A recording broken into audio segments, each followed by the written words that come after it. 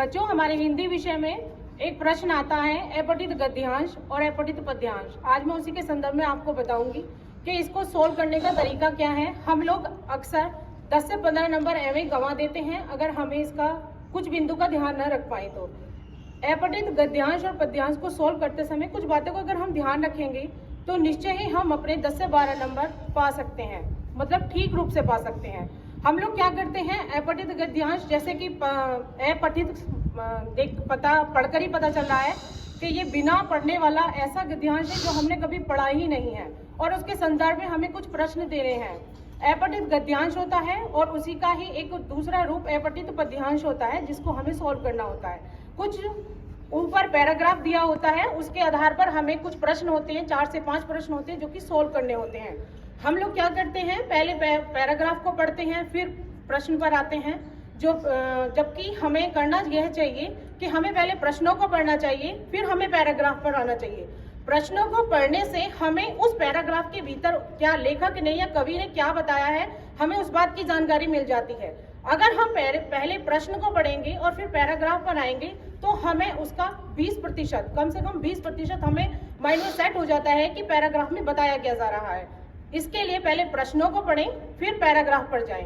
प्रश्नों को पढ़ेंगे, पैराग्राफ पर जाएंगे, उस पैराग्राफ को पढ़ते हुए हाथ में पेंसिल जरूर होना चाहिए। उसके लिए जैसे हम पैराग्राफ को पढ़ेंगे तो हमें पता चलेगा कि अरे इसमें से तो हमने कुछ नीचे पढ़ा हुआ है, तो उसको हम हाईलाइट करते चलेंगे, रेखांकित करते चलेंगे।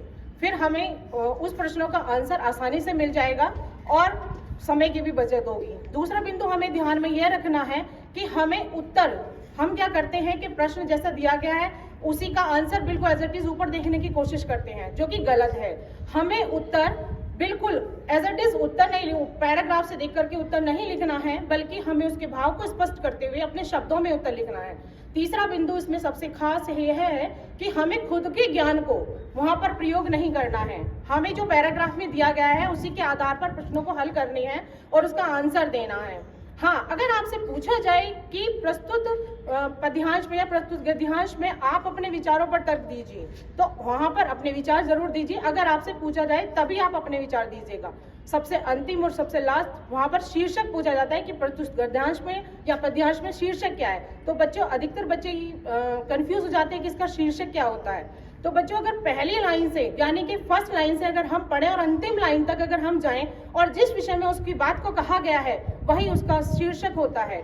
और शीर्षक को भी लिखते समय ये ध्यान रखा जाता है, शीर्षक ना तो ज्यादा बड़ा होता है और ना ज्यादा छोटा होता है, मतलब 2 से 3 शब्द, मैंने बोला 2 से 3 शब्द में ही उसका शीर्षक दिया होता है। अगर हम इन बिंदुओं का ध्यान रखेंगे तो हम 10 से 12 नंबर आसानी से प्राप्त कर सकते हैं। आज के लिए सिर्फ इतना ही, धन्यवाद।